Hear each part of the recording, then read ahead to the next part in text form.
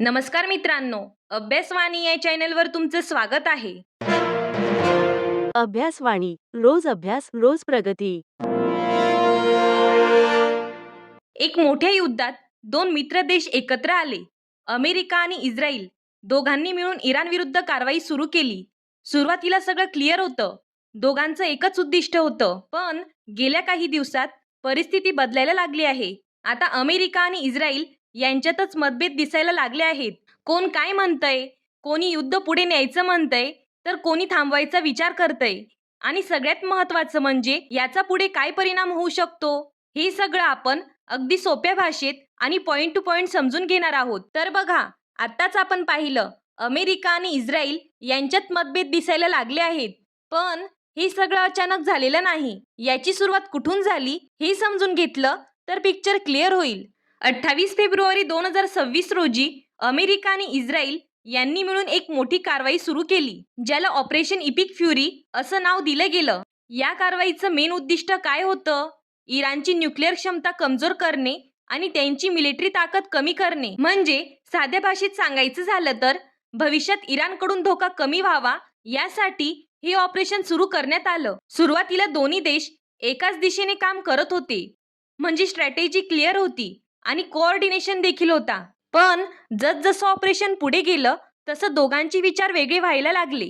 तर बघा, आत्ताच आपण पाहिलं ऑपरेशन सुरू झाल्यानंतर सुरुवातीला अमेरिका आणि इस्रायल एकत्र काम करत होते. पण जसजसं ऑपरेशन पुढे गेलं तसं दोघांमध्ये मतभेद दिसायला लागले. आणि हे मतभेद नेमके कुठे आहेत ते समजण्यासाठी आपल्याला दोन नेत्यांकडे बघावं लागलं. एका बाजूला आहेत डोनाल्ड ट्रम्प आणि दुसऱ्या बाजूला नेतन्याहू. दोघांचं मेन उद्दिष्ट एकच होतं, इराणचा धोका कमी करणे. पण ते साध्य करण्याचा मार्ग वेगळा होता. ट्रम्प काय म्हणतात? ट्रम्प म्हणतात की युद्ध जास्त वाढवू नका, सिच्युएशन कंट्रोलमध्ये ठेवा, कारण जर युद्ध वाढलं तर त्याचा परिणाम पूर्ण जगावर होईल. पण नेतन्याहू यांचा विचार वेगळा आहे. ते म्हणतात हीच योग्य वेळ आहे इराणला पूर्णपणे कमजोर करण्याची आणि फ्युचर थ्रेट संपवण्याची.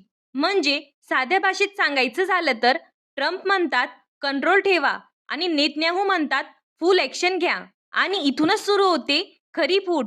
जेव्हा दोन्ही देशांची स्ट्रॅटेजी वेगळी होते तेव्हा पुढचा निर्णय काय घ्यायचा हा मोठा प्रश्न उभा राहतो. आता आपण पाहूया याचा पुढे काय परिणाम होऊ शकतो.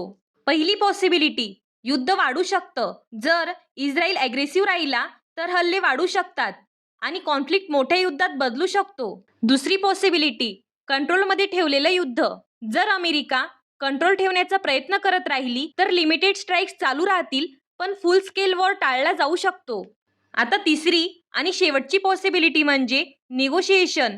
जर दोन्ही बाजूंनी टेन्शन कमी करण्याचा प्रयत्न केला तर डिस्कशन सुरू होऊ शकतं आणि सिच्युएशन थोडी स्टेबल होऊ शकते. म्हणजे सोप्या भाषेत सांगायचं झालं तर सिच्युएशन 3 दिशांना जाऊ शकते: युद्ध वाढणं, कंट्रोलमध्ये राहणं किंवा शांततेकडे जाणं. तर आताच आपण पाहिलं या कॉन्फ्लिक्टचा परिणाम भारतावरही होतो. आता एक एक करून ते परिणाम पाहूया. भारत हा मोठ्या प्रमाणात तेल इम्पोर्ट करतो. मिडल ईस्टमध्ये टेन्शन वाढला की ऑइल सप्लाय डिस्टर्ब होते आणि पेट्रोल डिझेल महाग होते. आता इथेच गोष्ट थांबत नाही. तेल महाग झालं की त्याचा पुढचा परिणाम लगेच दिसतो. भारताचा इम्पोर्ट बिल वाढतो, म्हणजे देशाला जास्त पैसे खर्च करावे लागतात आणि इकॉनॉमीवर प्रेशर येतो. आणि जेव्हा इकॉनॉमीवर प्रेशर येतो त्याचा थेट परिणाम सामान्य लोकांवर होतो. तेल महाग झाले की ट्रान्सपोर्ट महाग, ट्रान्सपोर्ट महाग, वस्तू महाग, म्हणजे इन्फ्लेशन वाढतो. आता फक्त इकॉनॉमीचाच प्रश्न नाही, या सिच्युएशनमध्ये भारताला एक मोठा डिप्लोमॅटिक चॅलेंज पण येतो. भारताला बॅलन्स ठेवावं लागतं. एका बाजूला अमेरिका आणि दुसऱ्या बाजूला इराण, दोघांशी रिलेशन मेंटेन करणं गरजेचं असतं. दोन मित्रांमध्ये जर भांडण झालं तर तुम्ही दोघांनाही सांभाळून वागता ना. भारतही तेच करतो. म्हणजेच हा कॉन्फ्लिक्ट फक्त बाहेर घडत नाही, त्याचा परिणाम आपल्या रोजच्या आयुष्यावरही होतो. आणि म्हणूनच हा टॉपिक खूप इम्पॉर्टंट ठरतो. आता थोडक्यात समजून घ्या, अमेरिका आणि इस्रायलमधील मतभेद या युद्धाची दिशा बदलू शकतात. पुढे युद्ध वाढले की कंट्रोलमध्ये राहील हे येणाऱ्या निर्णयांवर ठरेल. पण एक गोष्ट नक्की, याचा परिणाम फक्त त्या रिजन पुरता मर्यादित नाही, तर भारतासह संपूर्ण जगावर होतो. म्हणूनच हा टॉपिक समजून घेणं खूप महत्त्वाचं आहे. जर तुम्हाला अशाच प्रकारे करंट अफेअर्स सोप्या भाषेत समजून घ्यायचे असतील तर चॅनलला फॉलो करा. हा व्हिडिओ उपयुक्त वाटला असेल तर चॅनलला लाईक, शेअर आणि सबस्क्राईब करा. अभ्यासवाणी म्हणजे concept based learning. Thank you. Abhyasvani रोज अभ्यास रोज प्रगती.